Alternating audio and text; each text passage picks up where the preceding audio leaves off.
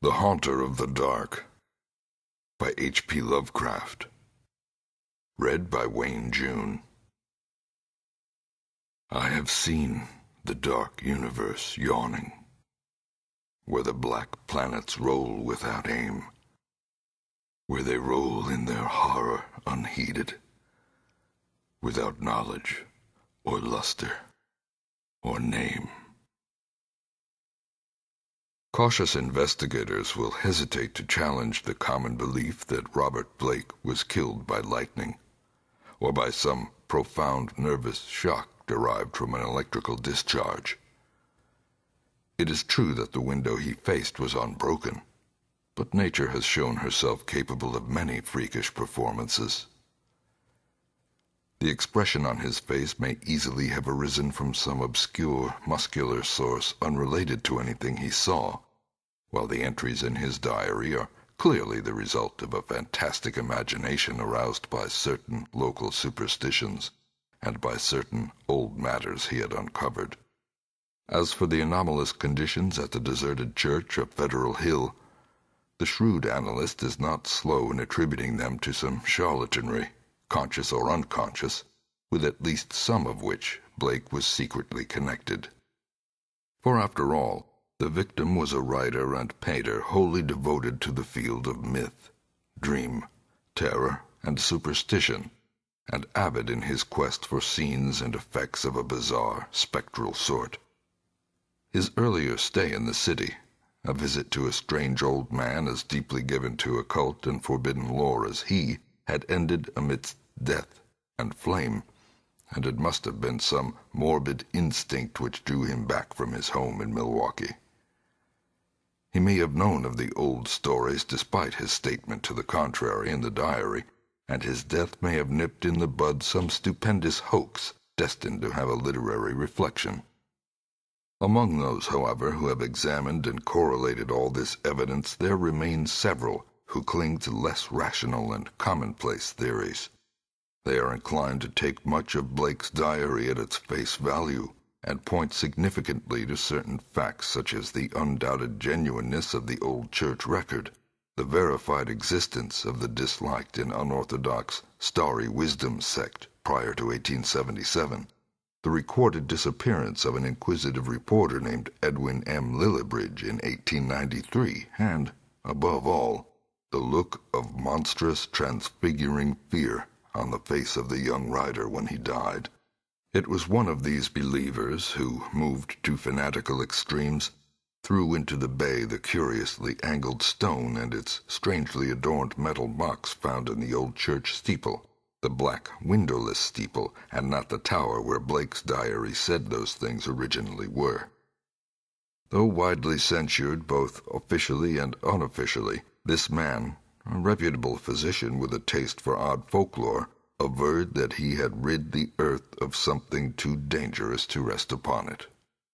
Between these two schools of opinion the reader must judge for himself.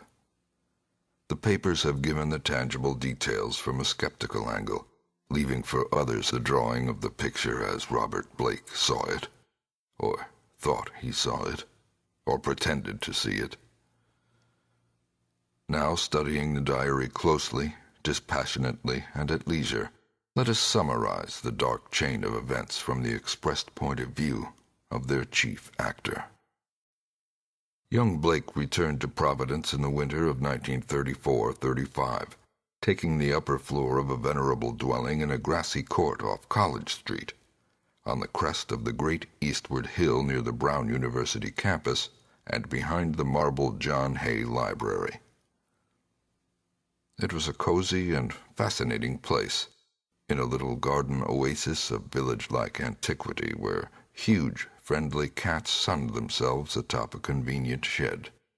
The square Georgian house had a monitor roof, classic doorway with fan carving, small paned windows, and all the other earmarks of early 19th century workmanship.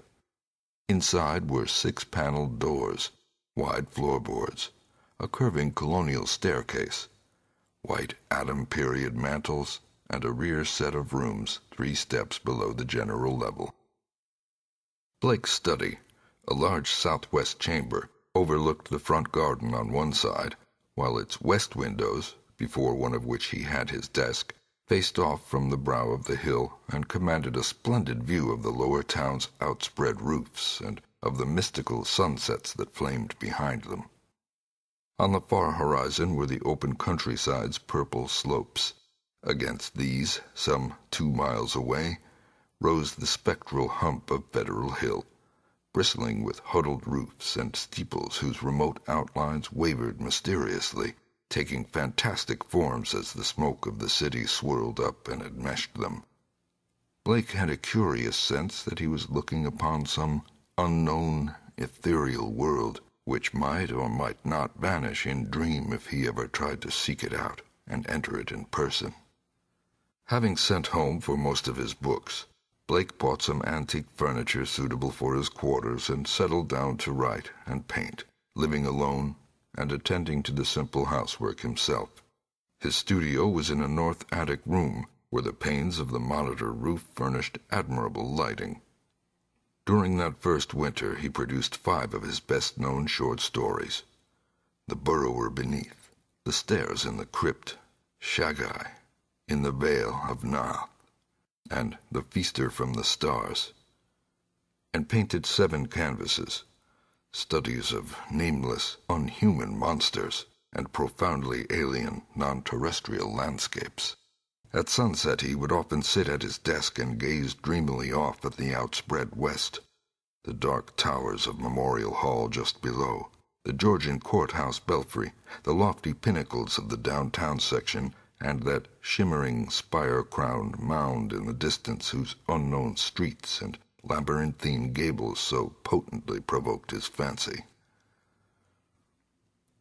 From his few local acquaintances he learned that the far-off slope was a vast Italian quarter, though most of the houses were remnant of older Yankee and Irish days. Now and then he would train his field glasses on that spectral, unreachable world beyond the curling smoke, picking out individual roofs and chimneys and steeples, and speculating upon the bizarre and curious mysteries they might house. Even with optical aid, Federal Hill seemed somehow alien, half fabulous, and linked to the unreal, intangible marvels of Blake's own tales and pictures.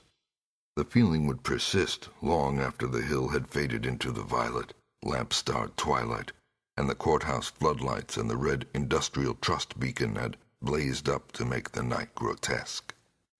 Of all the distant objects on Federal Hill, a certain huge, dark church most fascinated Blake. It stood out with a special distinctness at certain hours of the day, and at sunset the great tower and tapering steeple loomed blackly against the flaming sky. It seemed to rest on especially high ground, for the grimy facade and the obliquely seen north side with sloping roof and the tops of great pointed windows rose boldly above the tangle of surrounding ridgepoles and chimney-pots.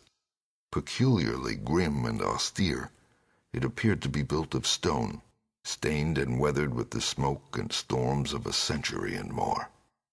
The style, so far as the glass could show, was that earliest experimental form of Gothic revival which preceded the stately Upjohn period and held over some of the outlines and proportions of the Georgian age.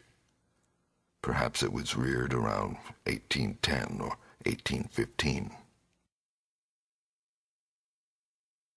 As months passed, Blake watched the far-off, forbidding structure with an oddly mounting interest. Since the vast windows were never lighted, he knew that it must be vacant. The longer he watched, the more his imagination worked, till at length he began to fancy curious things. He believed that a vague, singular aura of desolation hovered over the place, so that even the pigeons and swallows shunned its smoky eaves. Around other towers and belfries his glass would reveal great flocks of birds, but here they never rested. At least, that is what he thought and set down in his diary. He pointed the place out to several friends, but none of them had ever been on Federal Hill or possessed the faintest notion of what the church was or had been.